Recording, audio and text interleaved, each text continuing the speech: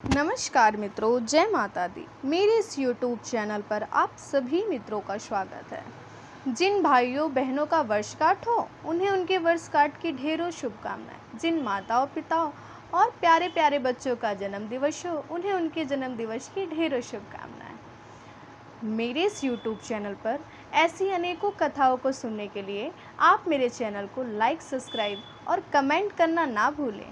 आइए आज हम सभी लोग कर्माबाई की खिचड़ी और जगन्नाथ जी की कथा को श्रवण करते हैं। जगन्नाथ जी के भक्त कर्माबाई श्री कृष्ण की परम भक्त थी। जब वह जगन्नाथपुरी में रहती थी तब जगन्नाथ जी एक बालक के रूप में उनके घर पर आए। मैया ने जगन्नाथ जी को खीर खाने को दी और स्वयं जगन्नाथ जी को पंखा करने लगी।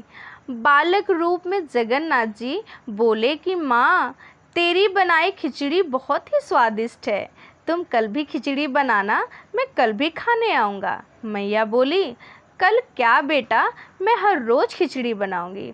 इस तरह जगन्नाथ जी प्रतिदिन खिचड़ी खाने जाते।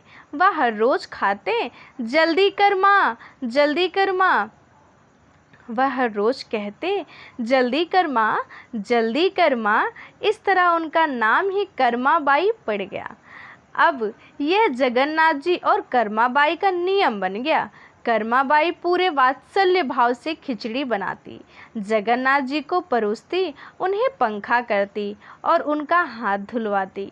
एक दिन प्रातः कर्माबाई जगन्नाथ जी के लिए बिना नहाए खिचड़ी चूल्हे पर चढ़ा रही थी तो एक पंडित जी ने उन्हें ऐसा करते हुए देख लिया। वह कर्माबाई जी को डांटते हुए बोले कि तुम बिना स्नान और पूजा पाठ किए ही भोजन बनाने लगती हो। कर्माबाई बोली कि महाराज, जगन्नाथ जी को इतनी भूख लगी होती है कि आते ही कहते हैं, जल्दी कर माँ, जल्दी कर माँ। पंडित जी ने इस बात को मजाक में ही लिया कि जगन्नाथ जी स्वयं खिचड़ी खाने आते हैं। वह बुढ़िया माई को समझाकर चले गए। अगले दिन सुबह कर्माबाई ने उठते ही खिचड़ी बनाई नहीं। जगन्नाथ जी द्वार पर आकर आवाज़ लगाने लगे कि जल्दी कर माँ, जल्दी कर माँ। कर्माबाई बोली, पुत्र पहले स्नान कर लो। जगन्नाथ जी ने कुछ समय पश्चात पुनः आवाज़ लगाई, जल्दी कर माँ, जल्दी कर माँ। कर्माबाई बोली, मैं पहले पूजा अर्चना कर लो। जगन्नाथ जी फिर आवाज़ लगाई तो मैया बोली, मैं चूल्हा चौका साफ कर लूँ।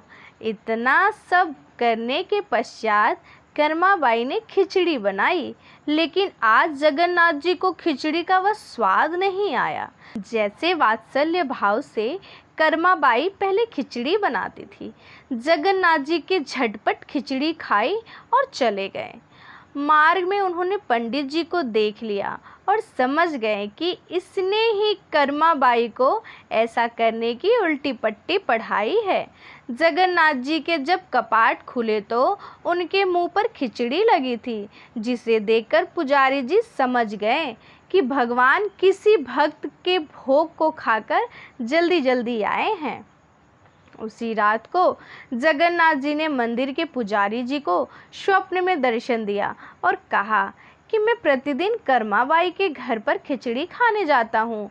मैया हर रोज़ मुझे वात्सल्य भाव से खिचड़ी खिलाती थी, लेकिन आज किसी पंडित ने उसे उल्टी पट्टी पढ़ाई है कि तू नहा धोकर पूजा पाठ कर कर भोजन बनाया कर।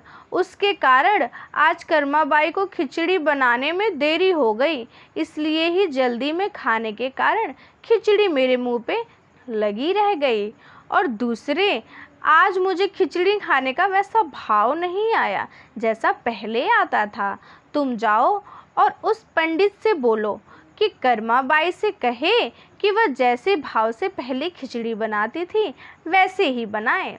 पुजारी जी अगले दिन पंडित जी को सारी बातें सुनाए, जिसे सुनकर पंडित जी कहने लगे कि धन्य है कर्माबाई। पंडित जी कर्माबाई के घर जाकर बोले कि मैया, तुम जैसे पहले भाव से खिचड़ी बनाती थी वैसे ही बनाया करो, यह नियम तो संतों के हैं।